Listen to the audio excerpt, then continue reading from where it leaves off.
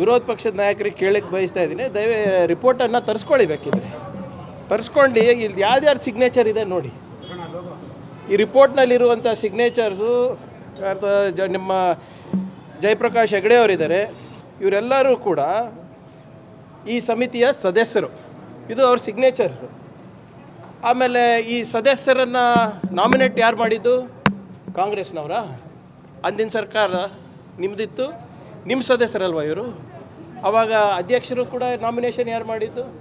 ಇವರ ಎಲ್ಲ ದತ್ತಾಂಶಗಳಿಗೆ ಅವಾಗಿನ ಬಿ ಜೆ ಪಿಯಿಂದ ಆಯ್ಕೆಯಾದಂಥ ಸದಸ್ಯರೇ ಸಿಗ್ನೇಚರ್ ಮಾಡಿ ಇವತ್ತು ವರದಿ ಕೊಟ್ಟಿರೋದು.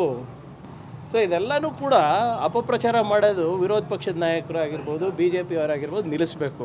ಇಲ್ಲೂ ಕೂಡ ಭಾಳ ಸ್ಪಷ್ಟವಾಗಿ ಶಿವರಾಜ್ ತಂಗಡಗಿ ಅವರು ಹೇಳಿದ್ದಾರೆ, ಎಲ್ಲ ಡೇಟಾನೂ ಕೂಡ ಜಿಲ್ಲಾ ಅಧಿಕಾರಿಗಳ ಹತ್ರನೇ ಇದೆ.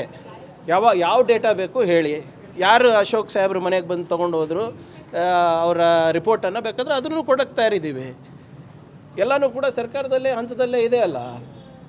ಏನಾದರೂ ಲೋಪ ಇದ್ದರೆ ಹೇಳಿ, ಪರಿಶೀಲನೆ ಮಾಡೋಣ.